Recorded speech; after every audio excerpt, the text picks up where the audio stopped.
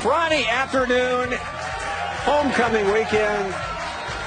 Crowd is fired up, and we are live at the University of Georgia. But we're talking Tennessee. And they are restless on Rocky Top, primarily because of Georgia.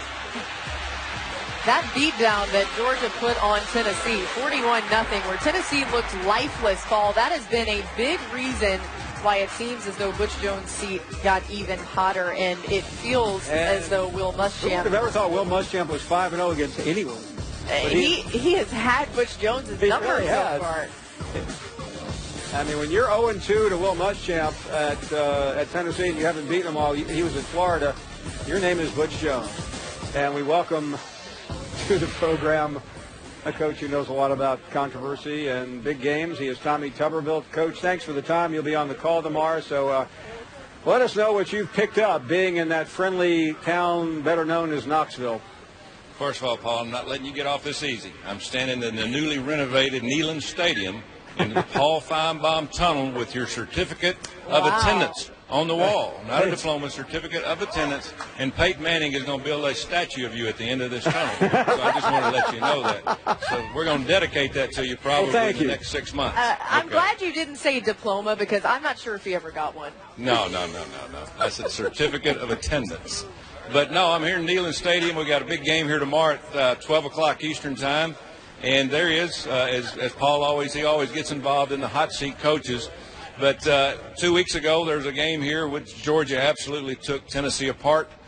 And then last week, South Carolina had a big win against Arkansas and looked very good. I've spoken with both coaching staffs. I think it's going to be a great game. And I think Butch Jones has plenty of time to recover, from the Florida loss and the Georgia loss. Oh, come on, Paul. I mean, he's only 5 games into the year. Now, I feel like we can talk about this since I put you on a few hot seats in your career. Oh, yeah, you think? Yeah, I know. But, I didn't send the plane to get your replacement. That was somebody else. Coach, what's it like in a game like this when you know the heat is on? Oh, it's tough. It's tough not just on coaches, but everybody, the players, the families. And it's tough. You can't lose. Tennessee at home cannot lose to a Georgia team with a new coach. It's only been there 2 years, the way that happened a couple of weeks ago. But as I said, there's time down the way, to rectify the ship and get it on the right direction. Butch Jones knows he's got a tough job ahead.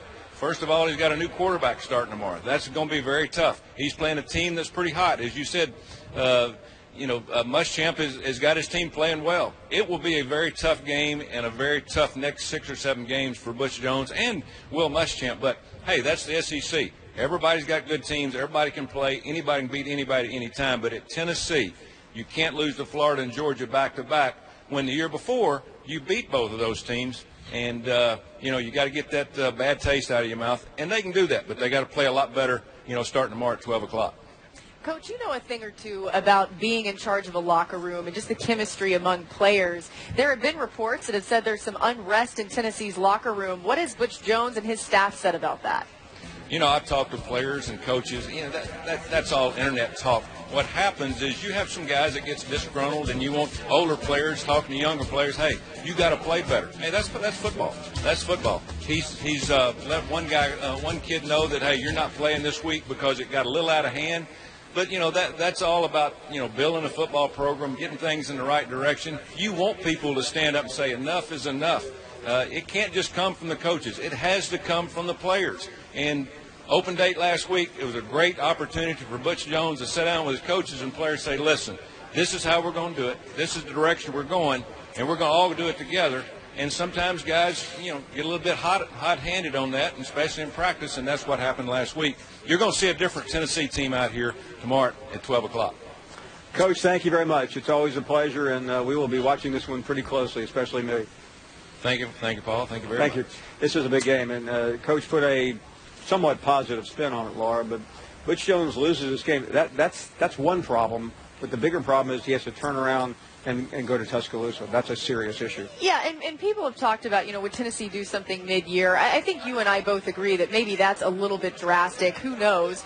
That said, they do run into the buzzsaw that is Alabama. And don't tell Nick Saban I said that. It's rat poison. But still, there is a real quality to the fact that Alabama is the best team in the country. They have to go to Tuscaloosa. Laura has been Sabanized. She was on Saban's radio show. Yeah. You talk about the game. Now I am all about the process, Paul. Don't talk to me. I have nothing to say to you because you're the media. Actually, Nick Saban loves the media, though. He's the best. I had fun with him. Okay, we'll talk more about that later. Meanwhile, breaking news. Well, it's actually not so breaking anymore, but it's about 3 hours old. But hey, can we hear Ryan McGee this time? What's going on there, Ryan? Did you get the mute button on or what? Check. I can't hear you. Check 1, 2. Is it the new fancy mic? Okay, Ryan, I asked you what it is. I asked you earlier, and I heard it, and the country did not. And the country was fortunate. Tell us what the mood is on that campus, skating, most people believe, serious NCAA sanctions. No, that's how people feel. But it's a weird vibe. It really is. I'm going to write about this later tonight because we were out on Franklin Street. Fans have been here in front of the Dean Dome all day because tonight is Late Night with Roy, North Carolina's version of what we used to call Midnight Madness. And it's almost like, in fact, I'll give it to you this. The athletic director, Bubba Cunningham, said on the media teleconference, and I'm paraphrasing, but I'm pretty close. What he said, we are not proud of what happened here. And then he paused and said, but it's really not covered by any NCAA bylaws. That's how everybody feels. It's like, well, we're not really proud of what went down, but by the letter of the law, we didn't do anything wrong. And that's what their attorneys argued, and successfully so. So the NCAA obviously is supposed to be a governing body of sorts. What does this say about the NCAA at this point, Ryan, that this really didn't result in anything? It doesn't look great. Rutledge, there's no question about it. And, we use that term all the time, student-athlete. And the NCAA are always all over us all the time. It's student-athlete. And the question now is, are they able to even govern the student part of it? Because the argument is this was a larger academic issue. And the attorneys, successfully so, from North Carolina, went to this group in August in the NCAA and said, listen, this is a larger academic issue. It's not really an athletic issue. The group that accredits us as an academic institution has already punished us for a year. So this isn't really in your jurisdiction. Now, the investigators in the NCAA have made them very angry, and they responded to it. But today, obviously this commission says we agree with what the attorney said. So go play ball. Let me ask you this, and I realize this is ESPN, not CNBC, but I'm going to ask you a Jim Cramer question. How much did UNC pay to get off? What I mean by that is, what are their legal bills? I've heard they're anywhere between $10 and $15 million. $18 million. $18 million. The number that people keep coming here with is in the ballpark of $18 million. So they spent $18 million and bought themselves a national championship last year and have literally bought their way out of this. Would that be a fair statement, or am I exaggerating?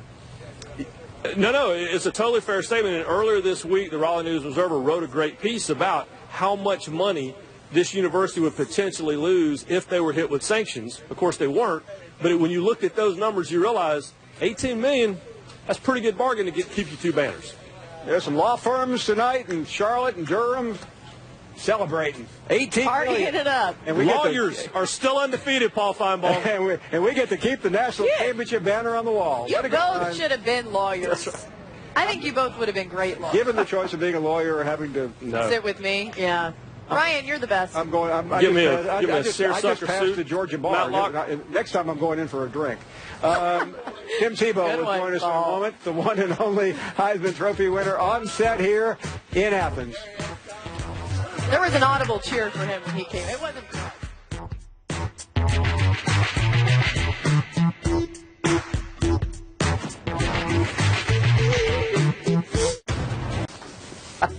You won't. I want to. Sanford Stadium, the home of the Paul Finebaum Show. Actually, it's the home of the Dogs. And tomorrow they'll take on Missouri as Georgia enjoying a banner season as we reach the midpoint of the 2017 year.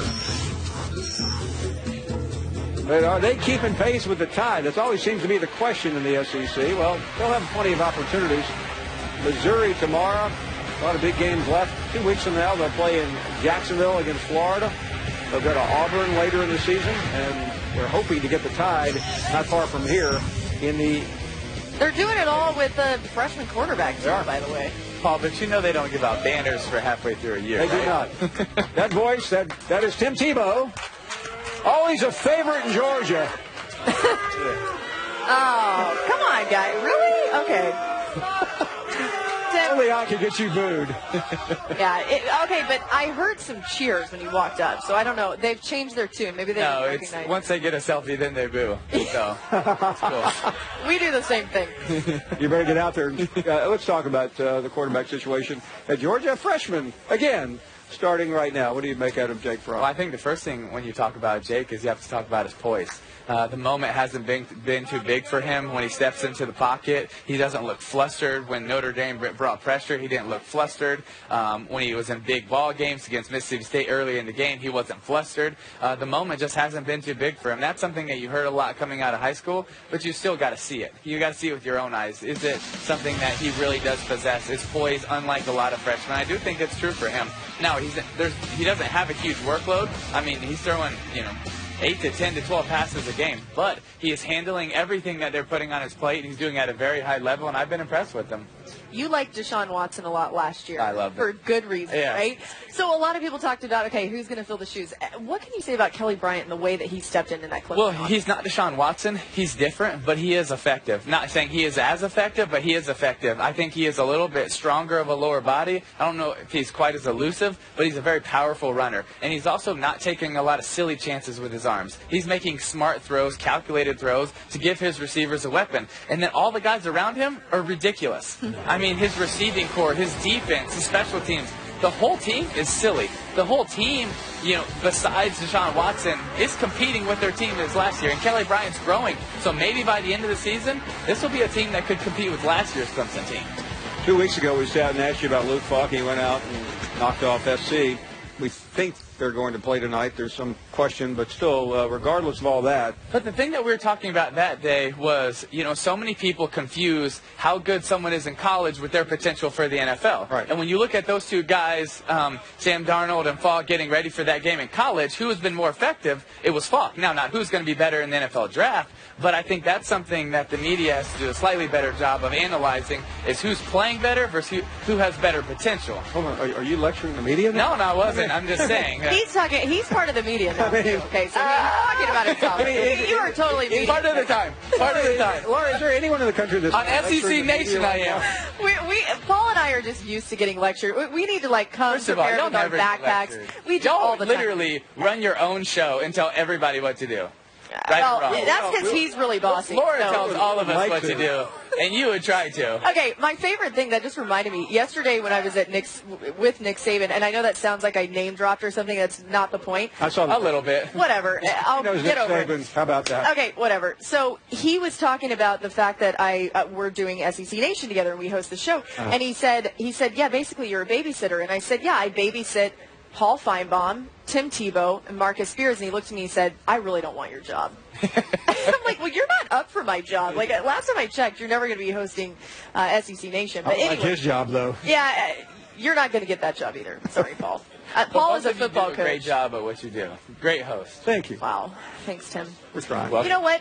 Not to re-rack here, but that was really interesting what you mentioned about Sam Darnold and his NFL potential. A lot of people talk about, okay, what is he doing in college? But you still see him as a very high draft pick, right? Yeah, I think you got to look at some of the throws he makes, and it's unlike a lot of other guys in college, right? Now, that doesn't always mean you're going to have great games, but you stop the film, you look at 3 or 4 plays he makes every game, you say, wow, not a lot of people can do that. His ceiling is higher than a lot of other people's ceiling, but that doesn't mean his consistency is where others are at. In Tim Essentially, I talked to Mel Kiper yesterday, and he said he thinks the problem that Darnold is having right now is his line, and he's being and you can relate to that, having played quite a few. Also a lot of drop passes. Yeah, too. but I mean, he's just not getting the opportunity, and you know it better than I do, or Laura, that the components around you sometimes will dictate what you end up doing. There's no question. But that also, as a quarterback, you have to take into account when someone else makes a mistake, you have to also make them right. And so as a quarterback, everything comes down to if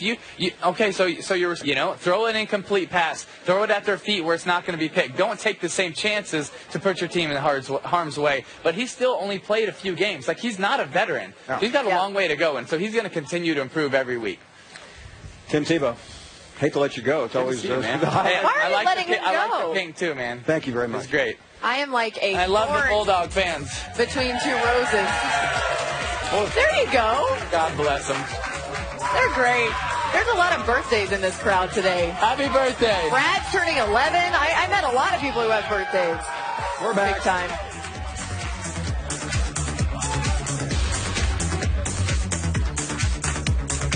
I do love the Georgia. Continue to make their presence known. Between the hedges, Paul, is there anything more unique than that? I love the hedges. Yeah, I mean, this always gets voted like one of the top college towns in America, and there's a reason for it. Yeah, we are trying to experience as much of Athens as we possibly can cram into a 48-hour time period. It's one of the absolute best cities and some of the best traditions of college football. Another tradition is this one. Still played at the same place. A lot of backstory here between Oklahoma and Texas. Heisman Trophy winners. We just had one up here. A lot of high scoring and big wins. This time we have two coaches making. Texas and Oklahoma. One of the great scenes in college football. Half burnt orange, half crimson. So much history and tradition and greatness. The Red River rivalry is heated up. Snap is high. The kick is up. It is done. Touchdown Sooners. The Sooners win. That's going to do it. A 5-year run of the Sooners is over. It'll be an emotional game because it's OU Texas. This is a big game for a lot of people in both states. Anytime you get a chance to win on that field and you do, then you play a good ball game. One of the most storied rivalries in college football history.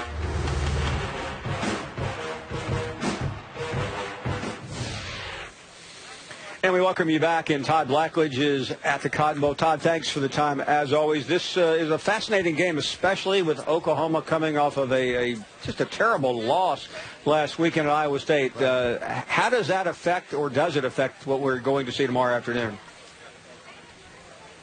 Well, I think Oklahoma will be a very hungry football team. I think they were, ready to go back out and play as soon as that game ended last week. But I don't think that changes Texas's expectation in this game. I think this game is always going to be a game where both teams are going to come in with great energy. Lots of different things can happen. There's been plenty of years where the team on paper that didn't look like the best team found a way to win. So I don't think Texas was expecting anything less than Oklahoma's best. Oklahoma now is just trying to get their season back on track from a national perspective. And it's going to be a great environment here tomorrow, as it always is. Todd, I know he's not thinking about the Heisman race because he is focused on his team, but Baker Mayfield's still very much a part of the Heisman conversation. Do you think he could potentially make in a game that a lot of eyeballs will have on it? Well, I think it's a great opportunity for him. The thing about Baker this year, and I've enjoyed watching him play and watching his career, he's playing at a very high level of efficiency right now. He leads the nation in completion percentage, passing efficiency, yards per pass. I mean, he is playing at a super high level, has not turned the ball over. And so this is an opportunity for him to get a second win in his career against Texas in a marquee-type game. So, again, for me, I don't really start thinking seriously about the Heisman until we get to the month of November. So this is a great opportunity for Baker Mayfield to kind of put himself right back in the top of the conversation. Todd, I know you're somebody who is a connoisseur of great food. Have you tried out any fair food that we need to know about? Not yet. I may do it after this show. I know there's a lot going on.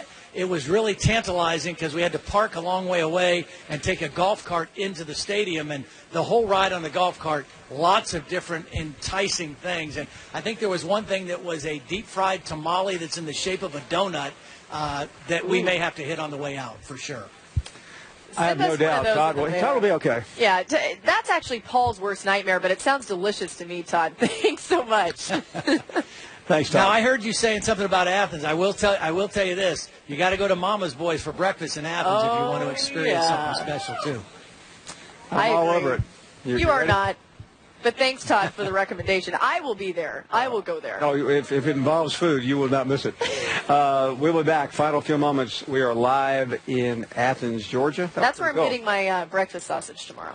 Yeah, Mama's I don't know if I want to. The public right now really thinks a lot of you. I don't want to ruin all that by talking about your breakfast habits. There is nothing wrong with eating great breakfast meats, Paul. With your hands? Yeah, who has time for a fork? For real.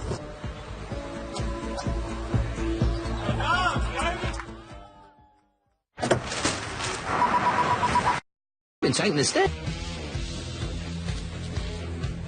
University of Georgia, this day has turned gorgeous as the 7th college football weekend of the year has arrived. Halfway through, Paul. Can you believe it? James Franklin and Penn State, they reiterate a commitment. This is interesting. There was a report yesterday on CBS Sports that A&M was looking to bring James Franklin on board if they part ways with Kevin Sumlin, and all of a sudden we get this going on, Laura. James Franklin tweeting out, and he's pretty good on Twitter, recruiting is a crazy business. People will do anything to create drama. All right, well, yeah, that's true. Yeah. I wonder where exactly this report came from. Here's my thing, and I get it. There is probably some validity to that report. I'm not saying there wasn't. I don't know. I would say, Paul, it's more on the Texas A&M side of things potentially. And you know that Board of Regents has been outspoken at times. Forgot about that guy. Remember, right? So maybe somebody, I'm just guessing here, put out some information saying, we like this guy. And we're getting to that point, Paul. We're halfway through the season. People start talking about potential job openings that aren't open yet. Let me just say this. If Kevin Sumlin goes to Gainesville this week, beats Florida, he's got some opportunity to change the tune second half of the season this year. I don't know. There's a better option out there to be Texas A&M's head coach. Maybe Aggie fans don't want to hear that. But what I would say to that is that he knows there's some deep-seated resentment. Yeah. His own athletic director came on this show in May, pretty much putting him on the hot seat. He loses the first game, and this big mouth regent goes nuclear on him. So even though that may be a good option for now, I think Kevin Sumlin is also probably looking around to get out of there. This is also intriguing that James Franklin seems to have taken himself